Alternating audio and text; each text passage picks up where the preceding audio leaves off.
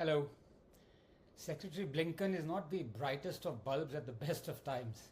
So I don't blame him for his rank lies and being taken in by the Islamists and chauthi fail leftist propaganda. As far as his statement on religious minority discrimination in India is concerned, a statement that is based on wholly fraudulent US religious freedom report. As I see it, it has to be debunked immediately. And there are 5 points to this entire issue. Let me elaborate briefly on each. Number one, remember when President Obama came visiting in 2015 and told us off snootily inside our own parliament about human rights and persecution of religious minorities, and President to Prime Minister down, we remained silent? This, when during the Obama years there were 270,000 violent hate crimes in the US in 2012 alone, just 1 year. But we remained silent as he waxed eloquent about violence and human rights and Christians under attack, even though that whole narrative turned out to be totally fake. All church attacks were thefts and arson and robberies and nothing to do with communal hate. And way more temples had been similarly attacked and vandalized, and more churches had been vandalized during the UPA than during the NDA. Besides, Obama had also based his propaganda, like so many others, on a report by Washington Post journalist Rana Ayub that falsely blamed Hindus and RSS affiliates for the rape of a nun, even though the perpetrators turned out to be Bangladeshi Muslims. So we should have asked him about his lies back in 2015 and demanded an apology, but we let it go. And this only emboldens the liars and propagandists.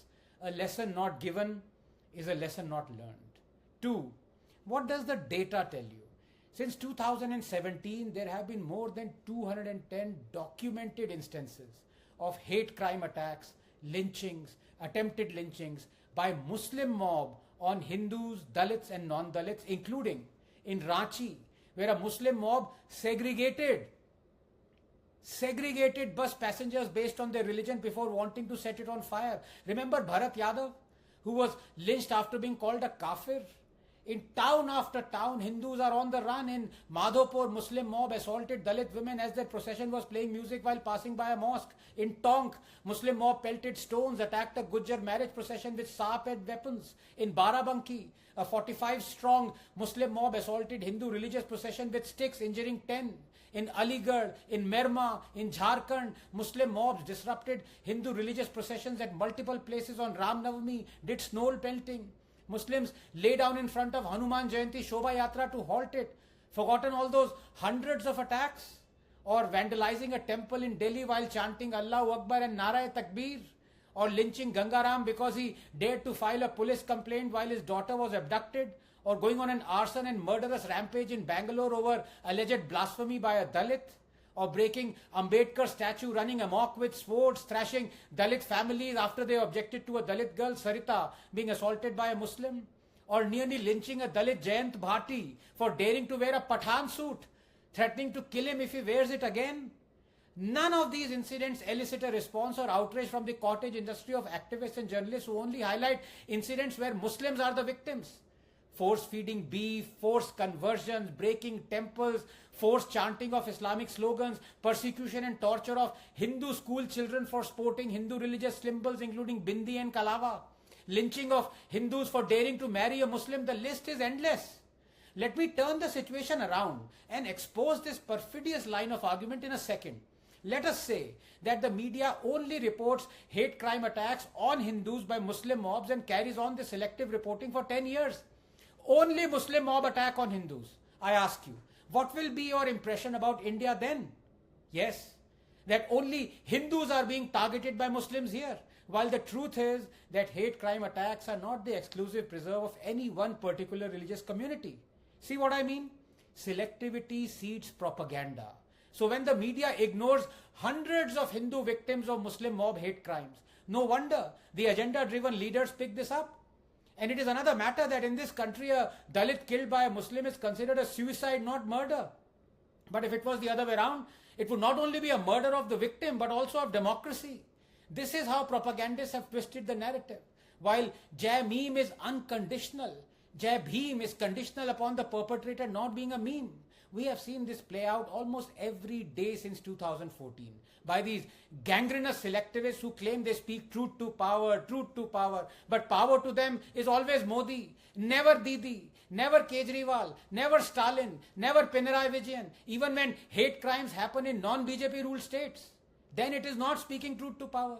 And when the victim is a Hindu, the media starts to cover up the communal angle. So what qualifies as a communal hate crime has now been reduced to media's judgment. Killer didn't know the victim was a kafir. Or are you going to demarcate his ire into religion and non-religion components?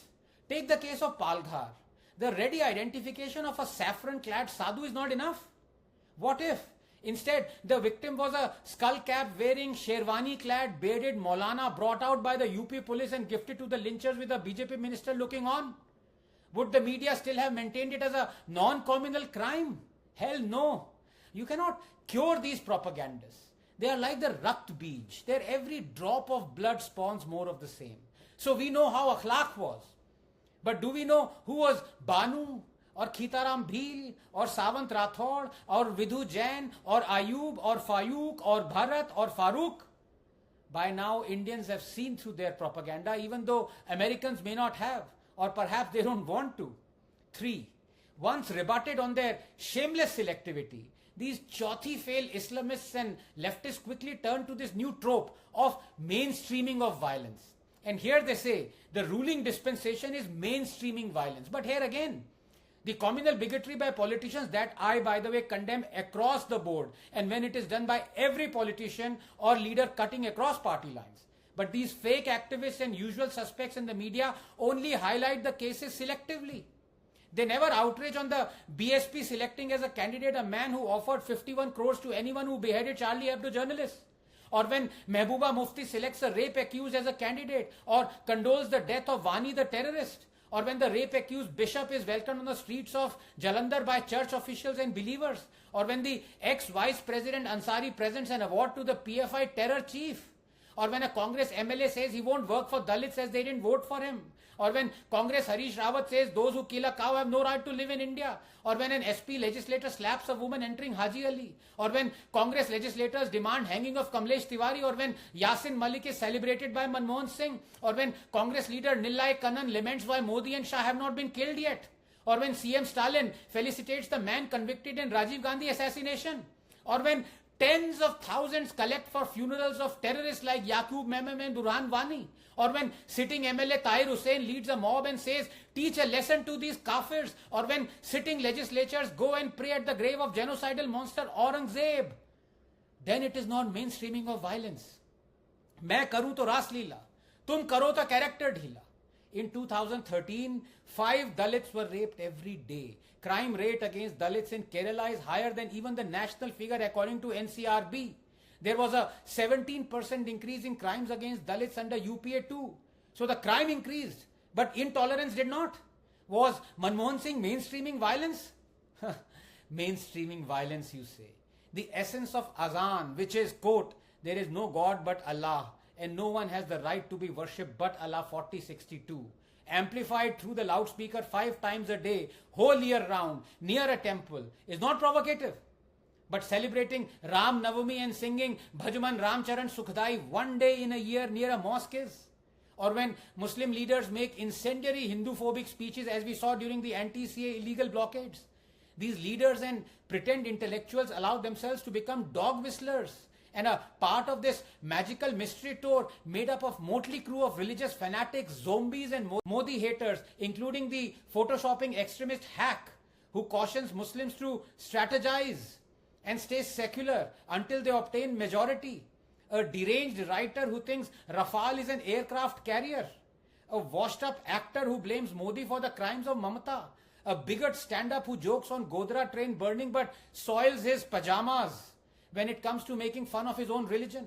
A kitty party journalist who says she doesn't advocate Indian rule in Kashmir. A screechy RJ, out of work, unemployable, who demands equal rights for women as long as the women are not Muslim. Together, these fundamentalists proceed from one conference to next, one platform to another, spreading their hate and propaganda. You can't stop them.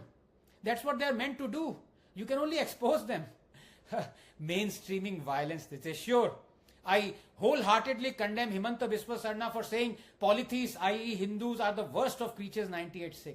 We will drive the disbelievers into a fire 456. Do not marry polytheists 2.221. Refuge of a disbeliever is hell 973. Allah has readied a blaze for disbelievers 3364. Yes. 4. Look, it is high time we talked of real discrimination. Tell me, is it discrimination against Muslims or against Hindus when Ram Navami, Hanuman Jayanti, Durga Puja processions, even Garba celebrations are attacked and stoned with impunity? Is it discrimination against Muslims or against Hindus when Muslims are shouting from mosques that they will behead Nupur and all those who oppose Azan Hijab? Or when Muslims are pouring onto streets demanding beheading of Kajal Hindustani, or when Muslims are gathering in their thousands for the funeral of terrorist Yaqub Memon? Or when Muslims are rioting on the streets because someone's Facebook post said Aurangzeb was a mass murderer? Is it discrimination against Muslims or against Hindus when a sitting Prime Minister says minorities have the first claim to resources? Is it discrimination against Muslims when Kashmiri Hindus are forced to be refugees in their own land, where one can settle 40,000 Rohingya Muslims but not 7 lakh Kashmiri Hindus, the land's original inhabitants? Where the judiciary says it's too late to prosecute those who raped, murdered, ethnically cleansed lakhs of Hindus? Is it discrimination against Muslims when Hindu temples are exclusively controlled by the state? When Hindus have to beg for Waqf land to celebrate their festival while the government usurps hundreds of thousands of acres of temple land and is responsible for more than 100,000 temples losing lakhs of crores in rental income? Is it discrimination against Muslims that the RTE Act discriminates only against Hindus and their schools, forcing tens of thousands of them to shut down?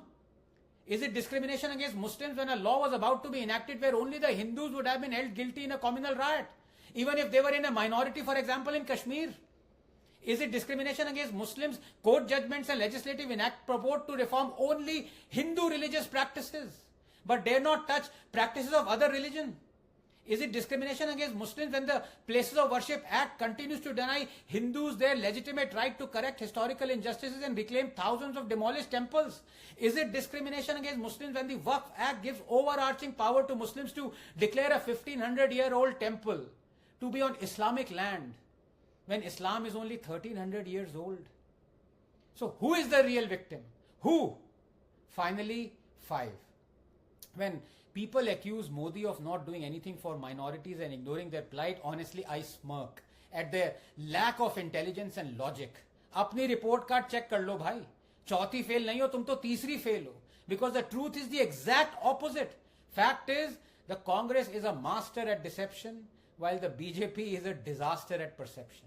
Here is the hard data. Minorities before 2014, 20,000 skilled trained, 5% with government jobs, 3 crore scholarships, 70% girls' school dropout rate. Minorities after 2014, 2 million skilled trained, 10% with government jobs, 5 crore scholarships, free UPSC coaching, 30% girls' school dropout rate. In fact, Modi has given scholarships to more Muslims than Manmohan Singh did. Has Modi reduced AMU funding? No, in fact, he has increased it, including a 90 crore topping up. While our Muslim population is 14.2%, as many as 31.3% of homes under Awas Yojana, 33% of funds under Kisan Samman Nidhi, 36% beneficiaries under Mudra Yojana have been Muslims. Pradhan Mantri Shadi Shagun scheme, exclusively for Muslims girls who complete their education, graduation before marriage. They will get rupees 51,000, no questions asked. Housing, skilling, scholarships, government job. No other Prime Minister has comparatively done more for Muslims than Modi. On the other hand, let us now look at the condition of Muslims in a state that has never been ruled by the BJP and whose present and past chief ministers have gone out of the way to appease Muslims. Bengal. In Bengal, Muslims are poorer than any other community, with their population growing twice the rate of Hindus. According to the periodic labor force survey, only 13% Bengali Muslims have regular salaried jobs. Figure for India is 22.1%. 35% Bengali Muslims work as casual laborers. Figure for India is 24%. Muslims in Bengal earn 27 to 40% lower than Muslims in the rest of India. Muslims make up 30% of Bengal population, but only 7% of all university and college teachers in Bengal are Muslims. And if you discount madrasas, the figure is even more minuscule. Literacy rate of Muslims is 7% lower than state average. This is after 40 years of non-BJP rules, after 40 years of rule by those who claim to work for them. Another example of discrimination is the Disturbed Areas Act, where a Muslim is forced to live in Muslim ghettos and not mix. And who brought in this as a law? Yes, the Congress. But look at Muslims in BJP-ruled Gujarat.